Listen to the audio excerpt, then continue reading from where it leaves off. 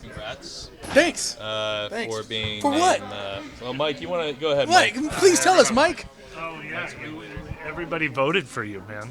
You were the media appreciation winner for the second time. You joined an exclusive crew of two-time winners. I've won twice. You won twice. When did I win the first time? We have it in the files somewhere. 3 Okay. years ago, 4 years ago. We know that you have that framed on your wall. It means Is there more is there a plaque for this? We've talked about that. Maybe Crystal something goes along the way, you know? On our journalist salary.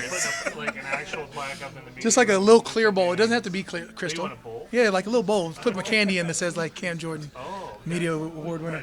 But look, it means more in a 5 and 11 season. What is this right now? 5-11. It means a lot more in those seasons. It's tough to talk to us in seasons like this, so we appreciate it, man. Hey, I believe in consistency, you know? You've shown it. Even if everything around me is not consistent, hey, I'll be here. Appreciate it. That's what I tell my wife when she asks me to do the dishes. Haven't done dishes since we got married. Don't see me doing the dishes today. Maybe one day, but I just want to be consistent, you know? Keep consistent. And you're still married? Yeah, I sweep. I sweep. I'm willing to sweep, even though the floor is normally already swept by the time I get home. It's crazy. You got to start it early. It's too late for you. Cam, could you talk about the donation to the Tragedy Fund, why it was important to be there for this community? Yeah, the GNOF, Greater New Orleans Fund, started a fund to give back to what they've labeled as the New Year's Eve New Orleans massacre, which just sounds tragic in every sense of the word. When you think about 15 lives being lost, 30-something people being injured, everybody feels aggrieved, and yet you want to help and you don't know how, where. I mean, I immediately, called my PR, Rebecca Otto, called, Mrs. Benson, or text Miss Benson. She immediately texted back, got me in touch with a couple people, talked to Greg Benzel. Like, how can we help? Like, you just want to help your city. Being in New Orleans, I went to bed at 10:30, woke up to learning about it just like everybody else did, and it's something that touches you.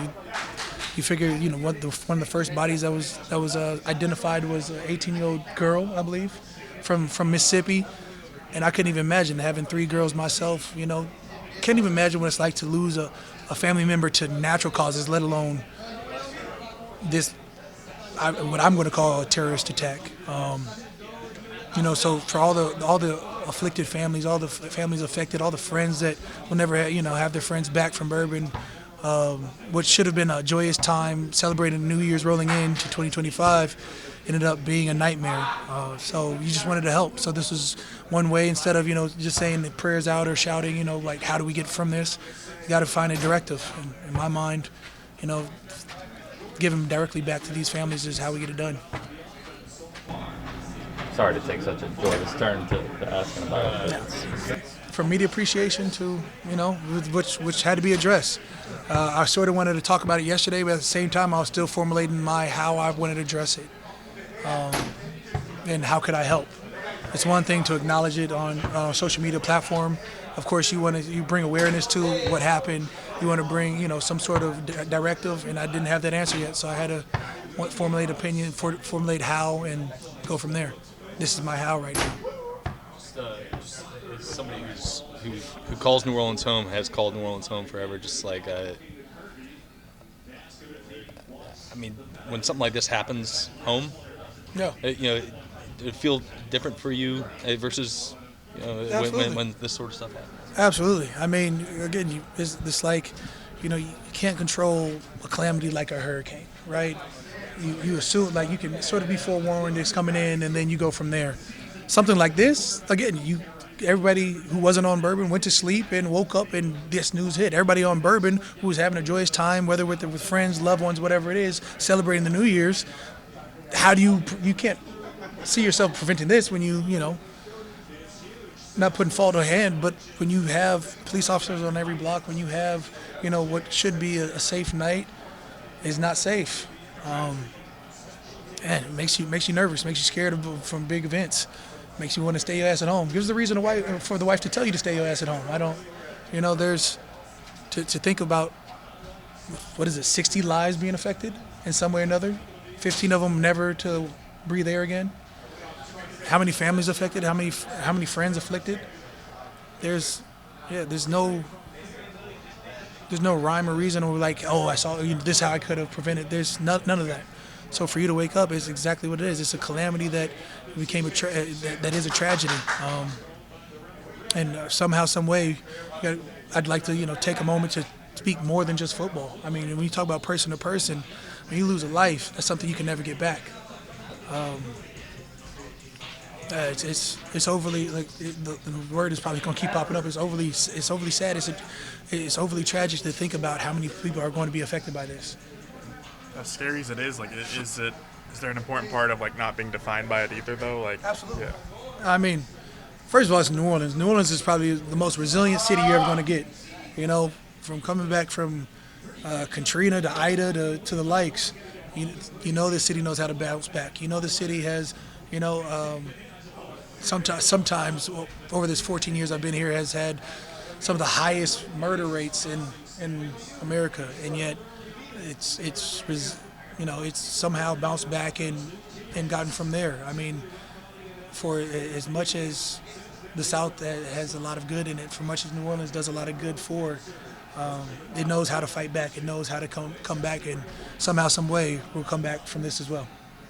Yeah, just in terms of the team's role in that, I'm sure you appreciate it. But the game on Sunday, do you kind of see that as an opportunity for just to give people something to enjoy? Yeah, hopefully. I mean, had it been a home game, I'd probably be right on there. But we fly in, and everybody can turn the TV on and tune in to this game against Tampa.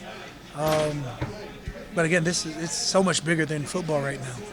If we can be a moment of escape, I mean, the Sugar Bowl got pushed from last night till today. They're playing right now.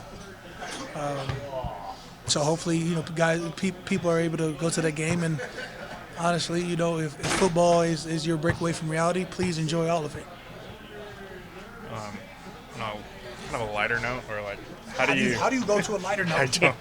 I don't know, but this is gonna seem silly by comparison. But is there any part of you, like, obviously you want to win, but if you guys win and the Falcons win, then they make the playoffs? Is that, like, how do you kind of square that you might be helping the Falcons on Sunday?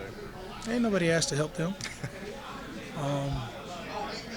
There's a couple things that you'd like to focus on, but at the same time, when you have a tragedy on New Year's Eve, it puts it in perspective. A 5-11 season is tough to deal with, and yet I'm still alive. I'm still breathing. My family's still alive. They're still breathing. We got one game left, and you sort of, after that, you're going off to wherever guys go off to. You're not going to have the same teammates as you are next year, and that's full circle. You may not have the same coaches next year. There's clearly going to be a head coach search. There might be a new defensive end search. There might be, a new tight end search. Whatever that is, that this roster that we put together, and I've fully enjoyed this year with the teammates that I've had, and especially enjoyed the talent when they were fully healthy.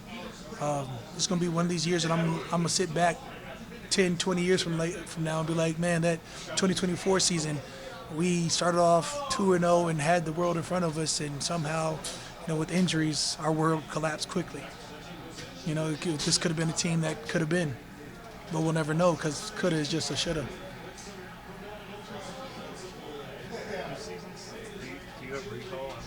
2011 season, lose to the Niners, and we thought that was going to be Super Bowl year. 2019, you lose to, 2020, you lose to. It was a 3-year stretch, so I'm probably going to remember the entire playoff series, Yeah, there's always going to be seasons you wish you like one more play, or wish we would have done this instead, Probably this season I'll be like, man, wish I would have played defensive end more. But, we all have our gripes. At the end of the day, I just want the team to be successful. Cool.